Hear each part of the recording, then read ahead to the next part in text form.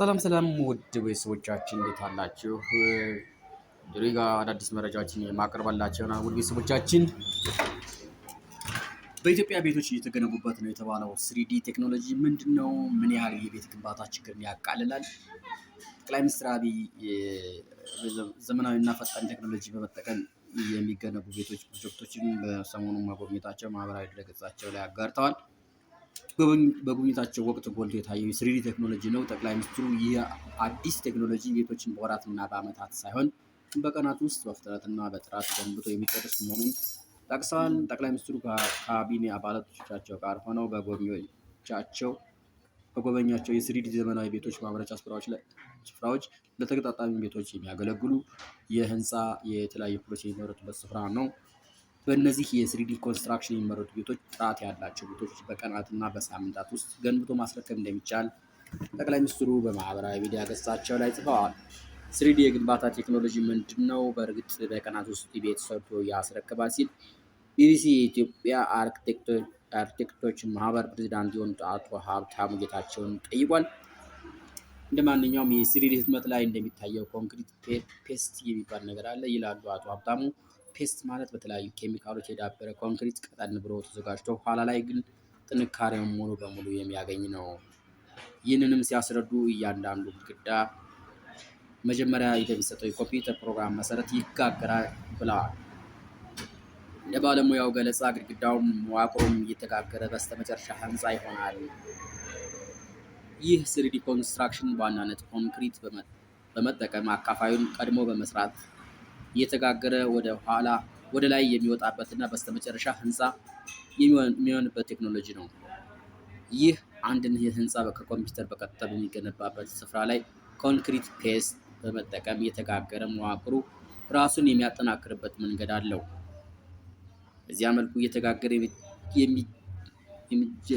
የሚሰራው ቤት ወይንም ህንፃ እየተጠናከረ በስተመጨረሻ ህንፃ ሆኖ ይወጣል። ቤት በ3 ቀን የቤቶች ግንባታ ፍጥነት በየጊዜው የተለያዩ ሂደቶችን አልፏል። ብሎኬት ከመደርደር፣ አርማታ ከመቆርቆር፣ ከመለሰን ተሻግሮ የህንፃው የተለያዩ አካላት በሌላ ስፍራ አምርቶ በማምጣት መገጣጠም ተችሎ ቆይቷል። አሁን ደግሞ ህንፃ የሚሰራበት ስፍራ የስሪዲ ማሽኑን በማምጣት በኮምፒውተር ላይ የተቀመጠውን ቤት መጋገር ተችሏል። ይህ የስሪዲ ቴክኖሎጂ ምን ያህል ፈጣን ነው? ምን ያህልስ በተቀረው ዓለም ይታወቃል? አቶ ሀብታሙ ስሪዲ ቴክኖሎጂ በጣም አዲስ ቢሆንም በአንዳንድ አካባቢዎች እየተሰራበት መሆኑን ይናገራሉ። በእርግጥ ቴክኖሎጂው አንዳንድ ገደቦች አሉበት። ለትላልቅ የግንባታ መዋቅሮች እና ለባለብዙ ወለል ህንፃዎች በኋላ አማራጩ ገና ነው። ነገር ግን እነዚህን በዚሁ ቴክኖሎጂ ለመገንባት ሙከራዎች እየተካሄዱ መሆናቸውን ጨምረው አስረድተዋል።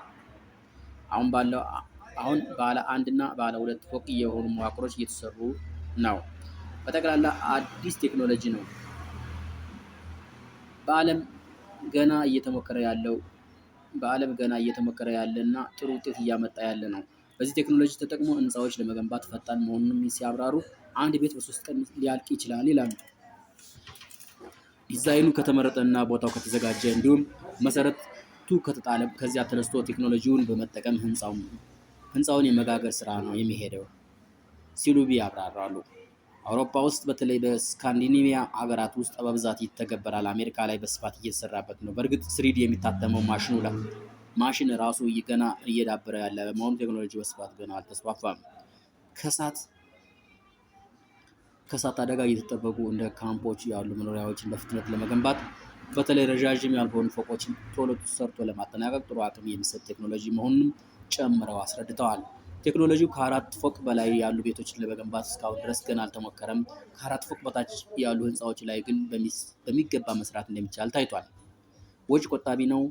የከተማ ልማት ሚኒስትሯ ጫልቱ ሳኒ በኢትዮጵያ የስሪዲ ቴክኖሎጂ በመጠቀም ለ4 ፎቅ ህንፃ እየተገነባ መሆኑን ተናግረዋል። ሚኒስትሯ ለሀገር ውስጥ መገናኛ ብዙሃን በሰጡት ማብራሪያ በጣም ባጠረ ጊዜ በጣም ጥራት ያለው የብረት ግብአትን ወደ 30 በመቶ መቀነስ የሚያስችል የሲሚንቶ ፍጆታንም ከ35 እስከ 40 በመቶ በሚደርስ መጠን የሚቀንስ በዋጋ ተወዳዳሪ መሆን የሚችሉ ቤቶች እየተገነቡ መሆናቸውን ተናግረዋል።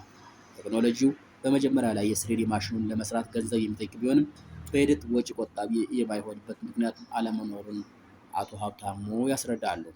የግንባታው ዘርፍ በርካታ የሰው ኃይል በመቅጠር ይታወቃል። አናጢ፣ ግንበኛ እና ሌሎች ሙያተኞች በስሪዲ ቴክኖሎጂ የግንባታ ሂደት ውስጥ ያላቸው ስፍራ ከዚህ ገባ የሚባል አይደለም። ብክነትን ይቀንሳል። የሰው ኃይል ተሳትፎ ሊቀንስ ስለሚችል የስራ ቅጥር ላይ ተጽዕኖ ሊኖረው ይችላል ይላሉ አቶ ሀብታሙ። የግንባታ ዘርፉ በርካታ የሰው ኃይል የሚቀጥር ቢሆንም በስሪዲ ቤቶች ግንባታ ግን ከፍተኛ የሙያ ክህሎት ያላቸው ባለሙያዎች ብቻ ሊያስፈልጉ ይችላሉ። ባለ 4 ፎቅ ኮንዶሚኒየም ለመስራት ዋና የሚባለው መዋቅሩ በአንድ ወር ውስጥ ያልቃል የሚሉት ባለሙያው፣ ከዚህ ወጪ የፍሳሽና የኤሌክትሪክ መስመር ዝርጋታ፣ የቀለም ቅብና ሌሎች ወለል ማንጠፍ የመሳሰሉ የማጠናቀቂያ ስራዎች በሰው ኃይል የሚሰሩ መሆናቸውን ጠቅሰዋል። ከቤት ልማት ጋር በተያያዘ ግንባታውን ሊያፈጥኑ የሚችሉ በርካታ ነገሮች መኖራቸውን የሚያነሱት አቶ ሀብታሙ በርካታ ቤቶችን ሰርቶ ለማቅረብ ይህ ስሪዲ ኮንስትራክሽን እንደ አንድ ቴክኖሎጂ መታየት እንዳለበት ያስረዳሉ። በተለይ አጭር ቁመት ላላቸው ህንፃዎች ጥሩ ቴክኖሎጂ ነው።